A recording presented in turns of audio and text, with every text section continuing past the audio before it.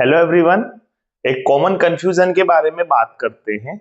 बहुत सी बार जब स्टूडेंट से पूछा जाता है कि जो ह्यूमंस है यानी कि इंसान है या जानवर है, जब वो सांस लेने की क्रिया करते हैं, श्वसन करते हैं या इंग्लिश में कहें ब्रीथिंग करते हैं, तो बताओ कौन सी गैस इनहेल करते हैं, कौन सी गैस को ग्रहण करते हैं।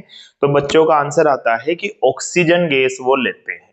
ठीक है, कोई समस्या नहीं है। लेकिन जब उनसे पूछा जाता है कि जब पौधे यानी कि प्लांट्स या ट्रीज जब ब्रीथिंग करते हैं, श्वास लेते हैं, तो कौन सी गैस लेते हैं, तो ज्यादातर बच्चों का आंसर आता है कि पौधे जब श्वास लेते हैं तो CO2 गैस लेते हैं और O2 गैस छोड़ते हैं, जबकि जो इंसान है वो ऑक्सीजन गैस लेते हैं और कार्बन डाइऑक्साइड गैस छोड़ते हैं।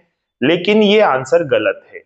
अगर इंसानों की बात की जाए तो श्वास लेते वक्त वो ऑक्सीजन गैस लेते हैं और CO2 छोड़ते हैं, यहां तक कोई दिक्कत नहीं है। लेकिन प्लांट पौधे भी श्वास लेने में तो ब्रीथिंग करने में तो ऑक्सीजन ही लेते हैं और कार्बन डाइऑक्साइड ही देते हैं।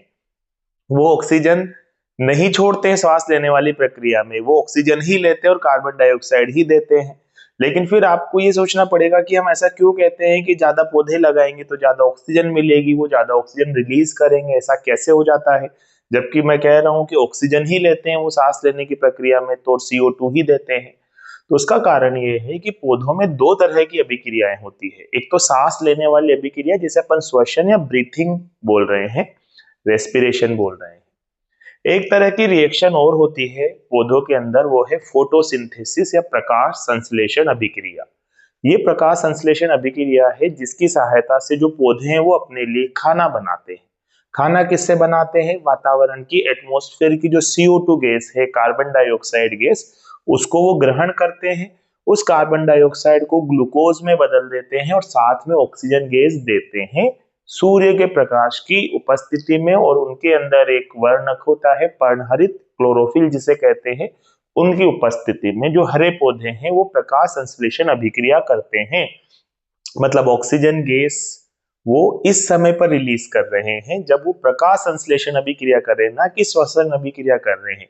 श्वसन में तो वो ऑक्सीजन ही लेंगे और CO2 ही देंगे।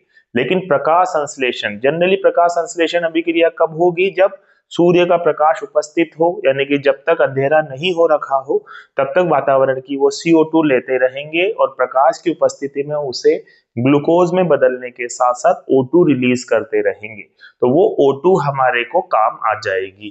तो दिन में दोनों तरह की प्रक्रियाएं पौधे करते हैं, सांस लेने की प्रक्रिया भी करते हैं और खाना बनाने की भी प्रक्रिया करते हैं। सांस लेने में जितनी वो ऑक्सीजन काम ले रहे हैं उससे ज्यादा ऑक्सीजन वो खाना बनाते वक्त छोड़ते हैं, यानी प्रकाश संश्लेषण अभिक्रिया के दौरान उससे ज्यादा ऑक्सीजन छोड़ते हैं। तो नेट मिलाकर ये हो जाता है कि ऑक्सीजन गैस वो रिलीज कर रहे हैं, वो ऑक्सीजन हमारे काम आ रही होती है। हालांकि हाँ, कुछ पौधे ऐसे हैं जो प्रकाश की अनुपस्थिति में भी प्रकाश संश्लेषण कर लेते हैं और जो दिन में कार्बन डाइऑक्साइड उन्होंने स्टोर करी ना, उसको रात में धीरे धीरे खाना बनाने के लिए यूज कर लेते हैं और ऑक्सीजन छोड़ सकते हैं।